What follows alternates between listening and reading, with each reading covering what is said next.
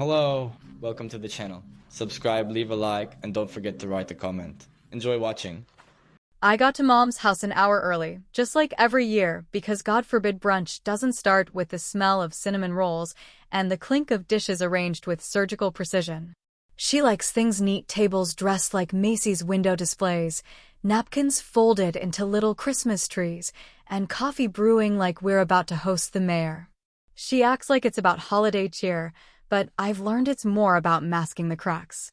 I help slice fruit, reheated sausage links in the oven, and silently unwrapped the silverware while Sophie, my daughter, sat in the corner with her iPad pretending not to listen to adult sighs.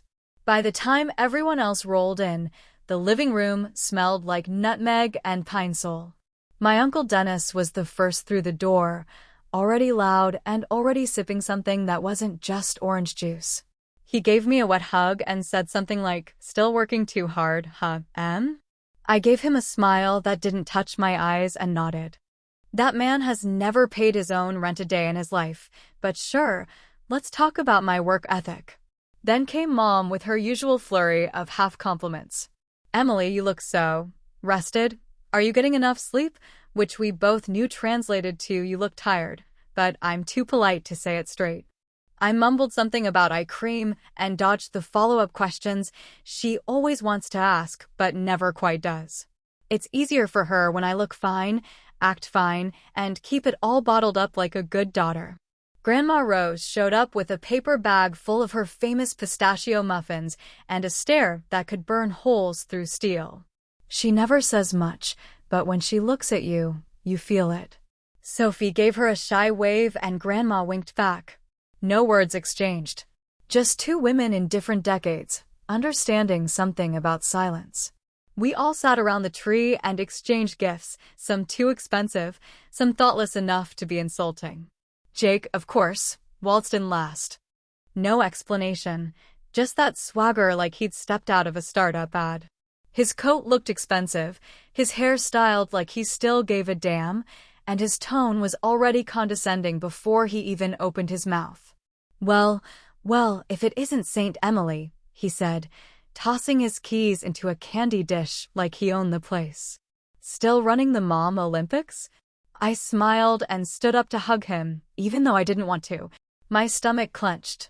Every year we did this dance, he'd show up late, make some half-baked jokes about my life, and everyone would laugh just a little too hard because they didn't want to admit he wasn't charming anymore. He was just kind of an asshole.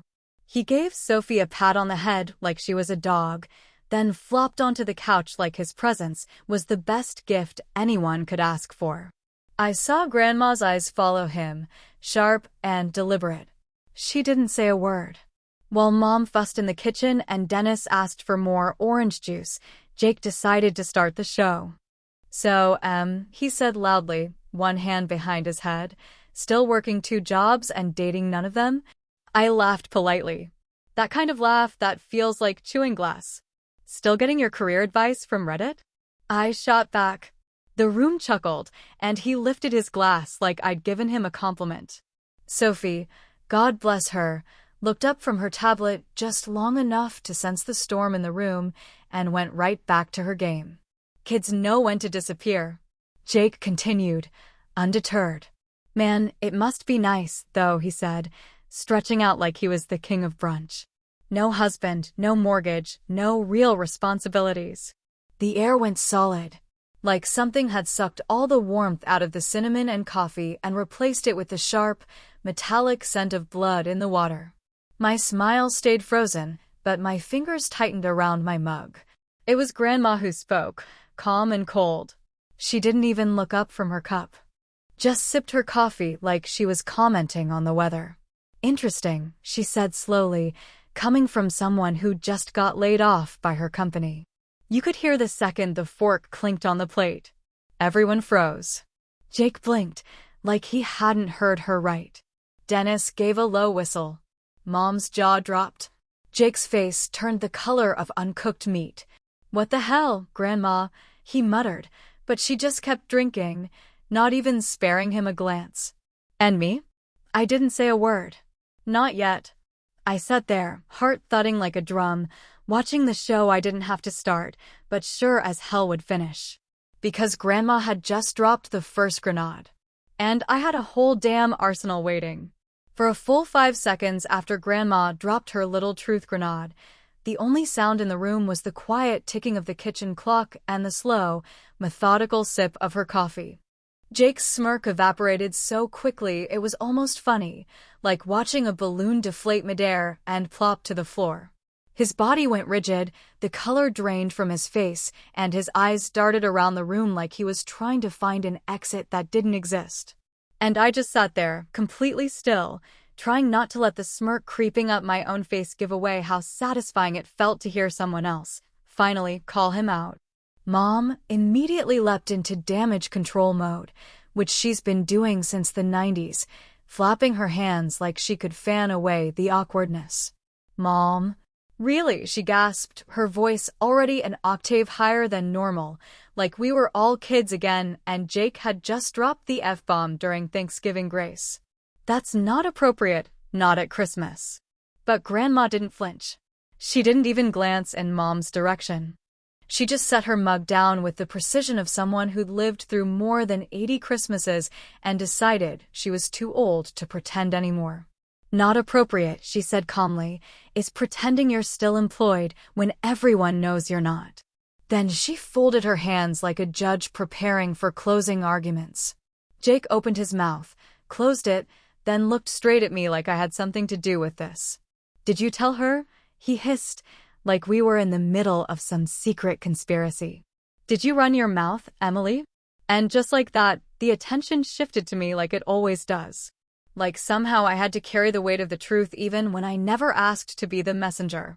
I held his gaze and shook my head once, slowly. Didn't have to, I said. She's not blind, Jake. That's when the wheels came off. You've always been like this, he snapped, standing up so quickly his plate clattered onto the floor. Sitting there like your shit doesn't stink, acting like you're above the rest of us. Like you've got everything figured out because you've got a color-coded calendar and a Pinterest-perfect life. I blinked. He was spiraling now. And I wasn't sure if I should stop him or hand him a microphone. You think I'm the screw-up? You think I'm lazy? Try starting your own company sometime. Try making real decisions instead of just surviving. Something about that word hit me hard, surviving. Because that's exactly what I'd been doing for years now. Keeping things together with duct tape and caffeine, working late shifts and early mornings, showing up to every damn school conference and doctor's appointment, and pretending I wasn't running on empty. But I didn't interrupt. I wanted to see how deep he'd dig. You don't know what pressure is, he spat, pointing a finger at me like I was the villain in his sob story. You've never had investors breathing down your neck. You've never lost everything overnight and still had to look your friends in the eye and pretend everything's fine. Now, here's where I slipped, and I mean that literally. I was thinking so hard about how to respond that I fumbled my own voiceover. I meant to say, I've known Jake for over 3.5 decades. But what came out clear as day was, I've known Jake for over 35 decades. I didn't catch it until the words were already out there, just hanging in the air like a weird time traveler's confession. Anyway, I saw Sophie snort into her apple juice and Grandma's eyebrow raise a fraction of an inch, but no one else acknowledged it. Still, I'd bet money someone online will point it out. They always do. Back in the real world, Mom was wringing her hands like she was trying to squeeze the tension out of the room. Let's just all take a breath, okay? This is Christmas, for God's sake. Jake wasn't done. You think you're better than me, he snapped. You always have. Just because you don't ask for help doesn't make you strong, it just makes you stupid. You're the family charity case, Emily. You're just too proud to admit it. And there it was. The thing he'd been dying to say, finally out in the open like a dead fish on the table, rotting and undeniable. He said it like it would hurt me. And for a second, it did. Not because it was true, but because he really believed it was. I didn't say anything. Not yet. I just looked at him, really looked at him.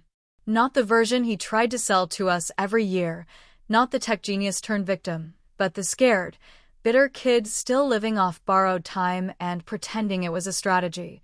Something in me cracked, but not the way he wanted. It wasn't pain or guilt or shame that rose up in me. It was something colder, sharper. It was the slow, clear realization that I didn't owe him a damn thing. Not my silence. Not my comfort. Not even my outrage. Because if he thought I was the charity case in this family, then he clearly hadn't seen the ledger I'd been keeping all these years. And starting today, I wasn't covering anyone's debts but my own. There's a kind of silence that comes after a fight, not the peaceful kind, but the kind that hums just beneath the surface, like a wire buzzing with too much current and nowhere to send it. After Jake's outburst and my very deliberate decision not to respond, brunch continued in a strained, disjointed way. People chewed slower. Laughter came delayed. No one made eye contact for longer than 2 seconds. Even Dennis, who could normally keep talking through a hurricane, suddenly seemed more interested in his scrambled eggs than pushing the conversation forward. I sat there, letting the tension settle around me like smoke, swirling and invisible but choking all the same. I didn't speak because I was trying to decide something. Not about Jake. He was a known variable, a familiar disappointment. I was thinking about whether or not I was finally ready to stop playing the part I'd been cast in. The steady sister. The quiet one. The adult that didn't need help. The responsible one who just handled things. And I thought back, not out of sentimentality, but because remembering the truth sometimes keeps you from getting manipulated by the lie. 2 years ago, Sophie cracked her front tooth on the corner of a metal lunchbox at school. It wasn't dramatic, not a bloody scene or anything, but the dentist told me it needed immediate repair, a crown, possibly a root canal if the nerve was exposed. She was 8 at the time. And I remember looking at that invoice, just a folded sheet of paper with a bunch of numbers and a smiley tooth printed on top, and thinking, which bill do I skip this month to make this happen? I didn't ask for help. Not because I didn't need it, but because I already knew the answer. Jake would say he was in between projects, and Mom would panic and cry and somehow make it about her guilt, and Grandma, well, she probably would have helped, but she would have asked the kind of questions I wasn't ready to answer. So, I picked up an extra weekend shift at the grocery store. Worked through the flu. Ate soup packets for dinner. Got the tooth fixed. Smiled like it was nothing. Told Sophie we were lucky we caught it early. That same month, the gas bill at Mom's house went unpaid. She called me one night, flustered and apologizing, saying there was some mix-up and she wasn't sure how it had gotten so high. I told her not to worry about it. I covered it, and I've covered it 6 more times since then. Every month, I send money to my mother not because she asks for it, but because I see the way she lives, that delicate balance of fixed income and forced optimism, and I know what it costs to pretend things are fine when they aren't. I've never told Jake. Hell, I've never told anyone. Until now. Back at the brunch table, Jake, now emboldened by a second mimosa and his earlier tantrum, decided to open his mouth again. Some people, he said, spearing a sausage with too much force, never take risks. They just sit in their safe little boxes, afraid to shake things up. I didn't even flinch. Is that what you think I do? I asked quietly. He gave a smug little shrug. I mean, you've had the same job for what, 10 years? Living in the same apartment, same routine, same everything.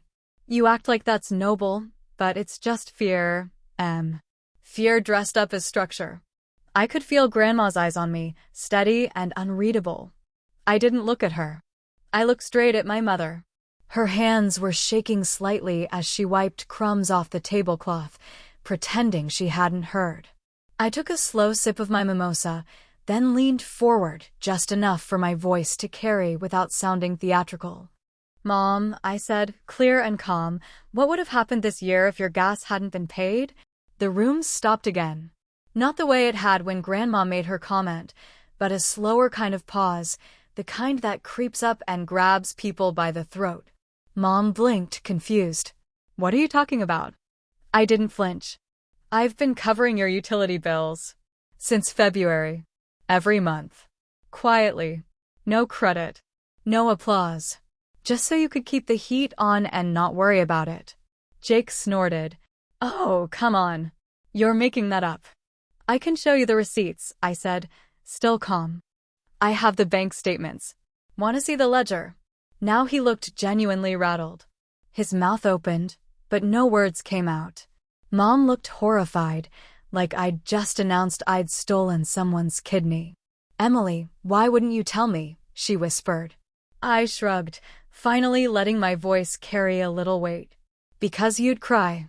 And I didn't have time to comfort you, and work 2 jobs and raise a kid, and still be expected to show up here every December pretending everything was fine. The silence after that was long. Longer than anything so far. I leaned back, exhaled slowly, and let the words fall like stones in a still pond. Funny thing about responsibilities, I said, watching Jake try to form a comeback. The real ones? You don't brag about them. You just carry them, quietly, while other people talk loud. I let that sentence hang. No one touched their food. Even Dennis had stopped mid-chew. And I knew, right then, I wasn't finished yet. Not even close. The air in the dining room felt thicker than gravy, and not the good kind either, the heavy kind, the kind that sits in your chest and won't let you breathe right. No one spoke for a long time after I said it. Even Jake, who always had something clever or cutting to throw out, just sat there blinking like I'd unplugged the script he'd been reading from for 30 years. Mom stared at her plate like it might save her, like if she focused hard enough on her half-eaten muffin the truth would somehow go away. Grandma, of course, just watched silent, sharp, eyes still as ice. Then Jake did what Jake always does when he loses a fight he thought he'd already won. He got up and left. No dramatic door slam, no final insult tossed over his shoulder, just the sound of his chair scraping back across the floor and the clunk of his boots stomping toward the backyard. The screen door creaked open, paused a second, then slammed shut behind him. Sophie looked up from her untouched plate and studied me with a face too serious for an 11-year-old. Why's Uncle Jake mad? She asked quietly, her voice small but steady, like she already suspected the answer and just needed me to say it out loud. I couldn't meet her eyes. Not then. Because people don't like it when you tell the truth, I said finally, setting my fork down with more force than I meant to, especially when it's about themselves. She nodded once, then went back to her orange juice, her little fingers tracing invisible shapes on the rim of her glass. Kids feel more than we think. They carry our storms in their silence, and I hate how often I've let mine thunder in the background without ever explaining the weather. Carol, predictably, waited all of 15 seconds before she stood up and rushed after Jake, calling his name in that same half-panicked, half-defensive tone she used back when we were kids and he'd disappear with someone's car keys or skip curfew and come home drunk. She didn't even look at me. Just hurried to fix things like usual. Her way of mothering was triage, and Jake's wounds always seemed more urgent, even when I was the one bleeding. I cleared a few plates from the table, not because I needed to, but because I didn't know what else to do with my hands. I started stacking them by the sink, barely noticing the clink of ceramic against ceramic. My thoughts were a mess, blame, guilt, and something that felt a lot like rage, but wasn't loud. It was quiet, almost serene, like the kind of anger that's been building for decades and just got tired of waiting. Grandma walked in, slow but deliberate, like she had all the time in the world. She didn't help with the dishes, didn't comment on the scene that had just unfolded. She just stood there by the counter, arms crossed, watching me like I was a puzzle she'd finally figured out. You know, she said after a while, you're not angry at him. I stopped rinsing a plate and looked at her sideways. Aren't I? I asked, even though I already knew what she meant. She tilted her head. You're angry at yourself. For letting him treat you like this for so long. For letting all of them treat you like you're just the help. Like you're not a whole person with a spine and a damn heartbeat. I laughed, not because it was funny, but because it was so startlingly true. A short, bitter little sound that escaped before I could stop it. I thought keeping quiet made things easier, I said softly. For them. For Sophie. For me. It didn't, she said, without a trace of sympathy. Not because she didn't care, but because she knew I didn't need comfort, I needed a mirror. All it did was teach them they never had to ask if you were drowning, because you'd still set the table while doing it. And just like that, I was 10 again, and Jake had just shattered a window with a baseball, and I was the one sweeping up the glass before Mom got home. I was 16, covering for him when he got drunk at a party and begged me to lie to Mom. I was 22, skipping my own college orientation to drive him home from some disaster in another city. Every single time, I told myself I was being a good sister. That family meant sacrifice. That love was cleaning up without complaining. But that's the problem with being quiet too long. People start to think you have nothing to say. And when you finally do speak, they act shocked that your voice even works. What do I do then? I asked, the words dry in my throat. Grandma didn't flinch. You burn their image of you down, she said. And let them watch. That sentence hit me like a bell in the ribs, low and ringing and impossible to ignore. I thought about what that meant, not revenge, not a tantrum, but a demolition of the lie I'd been feeding them for years. The lie that I was fine, that I didn't mind, that I could carry all this and still smile for Christmas pictures. The truth was, I was tired, not just from the weight of it all, but from pretending that the weight didn't exist. And now, finally, they'd seen it, if only for a flicker. I wiped my hands on a dish towel and turned to face her fully. They're not gonna like that. No, she said, calm as a lake before a storm. But they don't have to. You don't belong to their comfort anymore. From outside, I could hear Jake's voice, rising and desperate. Carol's trying to soothe him. He was probably spinning a story about how I embarrassed him, made him look bad, twisted the knife. But for the first time in a long time, I didn't care what he was saying. I didn't care if he cried or yelled or stormed off and didn't come back next year. Because I had more to say. And the fire had only just started. The door creaked open again like it didn't want to, like even the damn hinges could sense what was coming and were trying to stall the moment. Jake re-entered the house with his chest puffed up like a man who'd just gotten a talking to from his mom and wasn't sure if he was furious or humiliated. Carol followed behind him, her eyes scanning the room, probably hoping the storm had passed and we could all go back to smiling over cranberry scones like none of this ever happened. But the storm wasn't over. It had only just begun settling into its final form, something quiet and slow-burning, the kind of cold fire that eats from the inside out and leaves everything standing but nothing intact. I was still standing at the sink when they walked in, but I didn't move right away. I didn't need to. The power had shifted, even if no one had said it out loud. Jake's eyes locked on mine like he wanted to challenge me, but he didn't say a word. Not yet. That alone told me we were in new territory. Carol opened her mouth, probably to smooth things over with some line about how everyone was just tired or stressed from the holidays, but I cut her off before she could launch into her usual chorus. I need to say a few things, I said, not loud, but firm enough that the room took notice. And I'm not doing it so anyone feels bad. I'm doing it so I can walk out of here without carrying this around anymore. Carol blinked, lips parted, her hands already halfway raised like she was about to interrupt, but something about the way I stood must have told her this wasn't her turn. I turned to her first because I knew she'd take it the hardest. I've been paying your utility bills, I said clearly. Not every month, but enough months that I stopped keeping track. Gas, electric, groceries once or twice. It's not a secret I've been dying to reveal. I just got tired of being quiet about it. She shook her head immediately, like denial would somehow rewind the facts. Emily, I never asked you to, I know, I cut in gently. You didn't. That's the point. You never asked. You just let it happen. And I let it happen too, because I didn't want you to feel ashamed. But keeping the shame to myself didn't make it disappear. It just buried it deeper. She looked like she might cry, which normally would have been the moment I dropped everything and hugged her and apologized for telling the truth. But not this time. This time, I stayed where I was. Then I turned to Jake.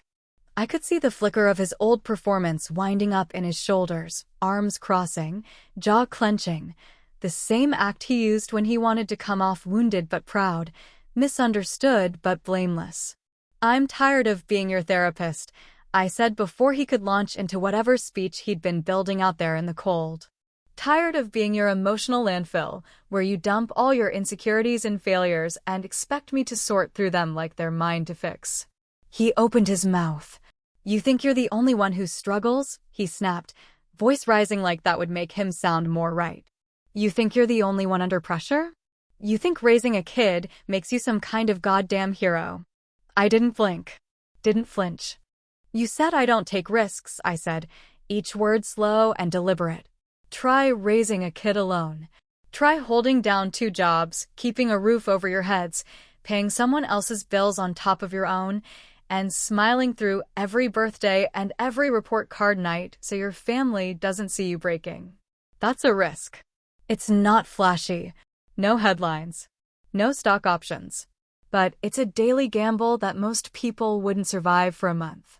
Jake stared at me, eyes narrowed like he wanted to argue, but he didn't. He just breathed heavy through his nose and looked away. "I don't need applause," I added. "I don't need gratitude. But I sure as hell deserve respect. And I haven't seen much of that from you. Not in years." No one said anything. Not Carol. Not Dennis. Not even Sophie, who had quietly crept back into the living room, now sitting very still at the edge of the couch like she understood that something final was happening. I turned toward Grandma then, and for a second, something in me softened. "Thank you," I said, "for saying the thing no one else had the guts to say." She gave me the smallest nod, one of those almost invisible gestures that somehow means more than a speech. Jake tried one more time to salvage something. "You could have said something earlier. You didn't have to embarrass me." I shook my head slowly. "I didn't embarrass you, Jake. You did that yourself. I just stopped hiding it for you." And with that, I turned toward the coat rack, pulled down Sophie's jacket, and handed it to her with a calm I hadn't felt in years. She slipped into it without asking where we were going. She knew. As I opened the door, I turned back one last time, taking in the scene, a table full of half-eaten food, a room full of unsaid things that would probably never be spoken out loud again. "Maybe next Christmas," I said, not angry, not bitter, just bone-deep tired. "We can all try being honest. I'll go first." I closed the door behind me before anyone could answer. The air outside was sharp and clean, like truth always is when it finally gets out into the open. Sophie followed me to the car without a word, but once we were buckled in, she looked over at me with those big, wondering eyes of hers. "Mom," she said, her voice soft but steady. "I liked it better when we were the quiet ones." I let out a breath I hadn't realized I'd been holding and gave her a tired smile. "Then you're gonna love what comes next," I said. And I meant it. Every damn word.